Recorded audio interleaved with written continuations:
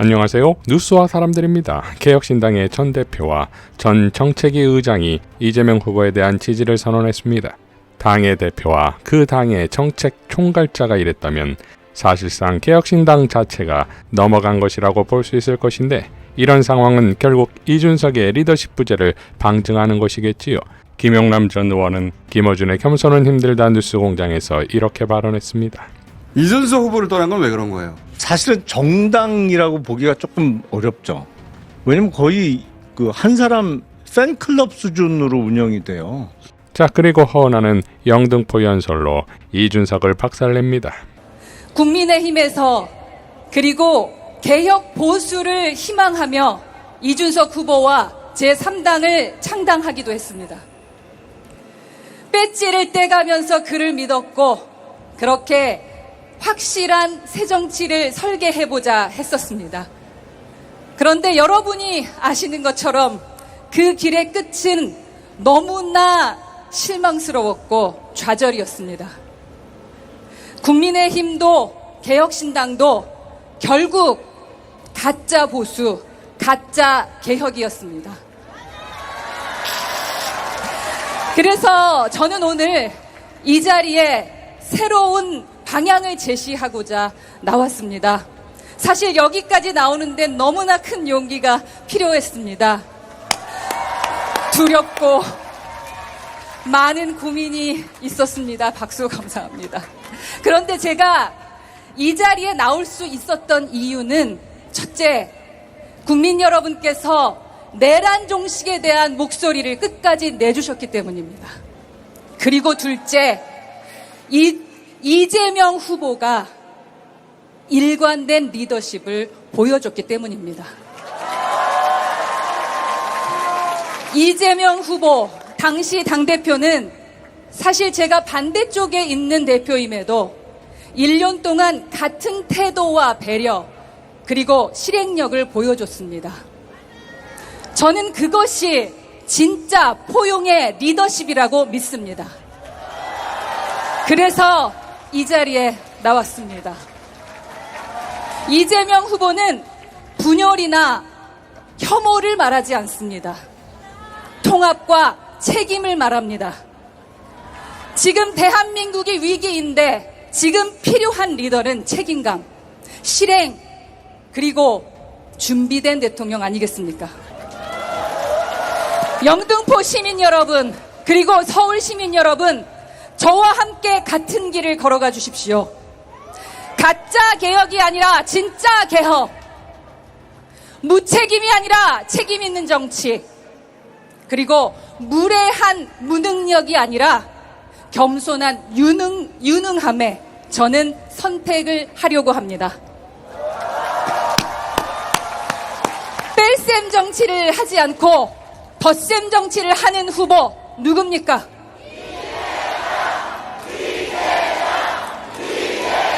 맞습니다. 이재명 후보께 저 부탁드립니다. 진짜 정치, 진짜 개혁, 진짜 국민만 바라보는 대한민국 꼭 보여주시겠습니까?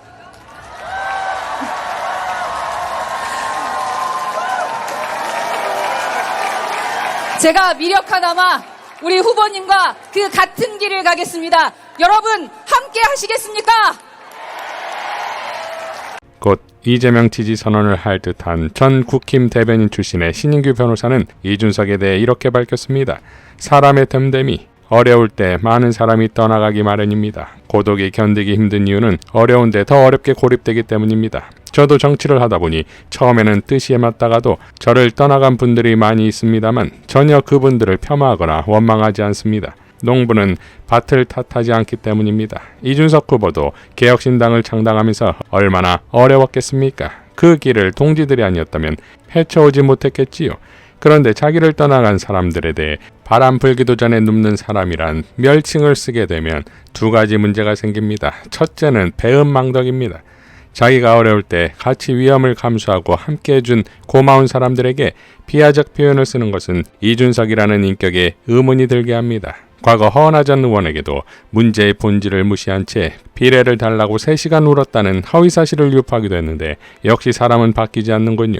두 번째 문제는 이준석은 정치를 하면 안 된다는 점입니다. 정치인은 결국 권한을 갖습니다. 인사권이 정치인이 가지는 최고의 권한인데 결국 자기 부정 아닙니까? 자기가 어려울 때는 최고의 영입인사라고 표현하다가 자기를 떠나니 기회주의자로 다시 폄하하는 것은 절대 책임지지 않는다는 무책임과 스스로 사람 보는 눈이 없다는 인사무능을 자인하는 꼴입니다. 정치는 책임이고 결국 사람이 합니다. 먼저 인간됨이 되어야 덕이 생기고 사람도 모입니다. 이준석 정치인 곁에 왜 사람들이 떠나가는지 스스로를 돌아보기 바랍니다. 농부는 밭을 탓하지 않는다는 노무현 전 대통령님의 말씀이 다시 떠오르는 장면입니다. 달라도 너무 다르지 않습니까? 자, 최경영 언론인도 다음과 같이 밝혔습니다. 정치하는 자가 남을 위해 공공선을 위해 자신을 불살랐던 적도 없으니 갤럽에서 지지층 보니까 응답자 스스로가 자신의 경제적 수준을 상중상이라고 응답한 사람들의 15%가 이준석을 지지하더만 나머지 계층은 다 5% 왔다 갔다 수준이고 난 갤럽 전화 면접원에게 자신의 경제적 수준을 상중상이라고 응답하는 사람들은 한국 사회의 진짜 상위 10%라고 판단해. 왜냐하면 그동안 많은 한국인들은 자신이 실제 상중상이라도 중산층이라고 답변하는 사람들이 무지 많았거든. 즉 언론이 잘 지적하지는 않지만 이준석 후보는 20대에서도 중도층에서도 보수에서도 남녀 불문, 연령 불문, 이재명에게도 한참 뒤지지만 한국의 10% 아마도 강남의 파라군 키즈들을 둔 세속적이 이를 데 없는 일부 편협한 학부모들에게 꽤 큰 인기가 있다는 증표. 이런 후보가 보편성을 획득하면 어떻게 된다? 한국 사회는 더 세속적이 된다. 더 대대적으로 경박해진다. 더 위선적이 된다. 더 문제의 본질을 보지 못하게 된다. 더 얕은 것에 집착하게 된다. 결국 이준석이 보수의 미래가 되면 한국 사회는 더 빨리 망하게 된다는 말. 끝. 진짜 보수의 대명사인 김현정 외교안보 보좌관의 명연설로 마무리하겠습니다. 우리는 저성장, 저출산, 이런 구조적 위기, 그리고 미중 간의 패권 경쟁 사이에 끼어 있습니다. 여기서 쫄리고 주저앉으면은 등 터지는 새우가 될 것이고, 여기서 이 위기를 기회로 만들면은 우리는 고래가 될 수가 있습니다. 적어도 돌고래가 될 수 있지 않겠습니까? 이 위기를 기회로 바꾸려면은 우리는 반드시 지혜롭고 유능하고 비전, 전략, 전술을 가지고 있는 지도자를 뽑아야 됩니다. 그리고 우리는 후배, 후손들을 위해서 반드시 성공을 해야 됩니다. 선택의 여지가 없습니다. 그런 지도자가 바로 이재명 후보입니다. 저는 아부아첨하는 체질이 아니기 때문에 그 말씀 그대로 드립니다. 그래서 이재명 후보에 대한 평가를 제가 생각하는 대로 그대로 말씀드린 것입니다. 저는 이재명 후보를 양복 입은 글라디에이터라고 부른 적이 있습니다. 왜 양복 입은 글라디에이터라고 불렀냐니까 그 이유는 지금 우리가 이 격변기 시대에 우리는 전시체제 지도자가 필요합니다. 여러분, 전시체제 지도자의 특징이 뭔지 아십니까? 반드시 실천을 합니다. 말로만 하는 게 아닙니다. 그게 이재명 후보입니다. 저는 얼마 전에 워싱턴 백악관에 다녀왔습니다. 핵심 인사에게 이재명 후보의 메시지를 전달을 했습니다. 한미 동맹은 더 강하게, 더 깊게 우리가 갖고 나갈 것이라고 강조를 했습니다. 그쪽에서 그걸 이해를 했습니다. 트럼프 대통령 2기는 경제뿐만이 아니라 국방까지 우리에게 더 많은 역할을 요구합니다. 이 도전을 기회로 만들어야 됩니다. 이재명 후보는 이런 복잡한 계산서를 정교하게 계산할 수 있는 후보입니다.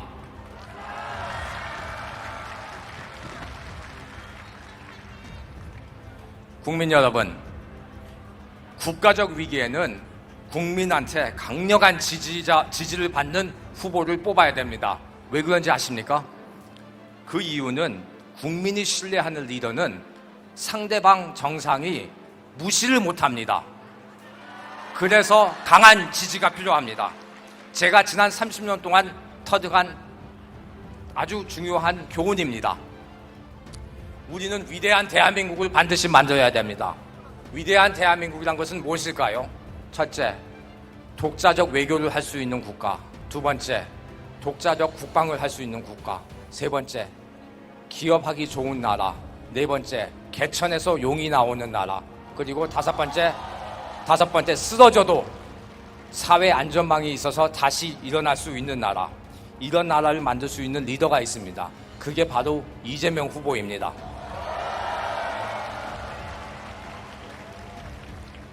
국민 여러분, 저는 사람에게 충성합니다. 다시 강조 차원에서 말씀드리겠습니다. 저는 사람한테 충성합니다. 그 사람이 나라를 위해, 국민을 위해 몸을 던진다면은 기꺼이 끝까지 함께 할 겁니다. 이상 뉴스와 사람들이었습니다. 시청해 주셔서 감사드립니다.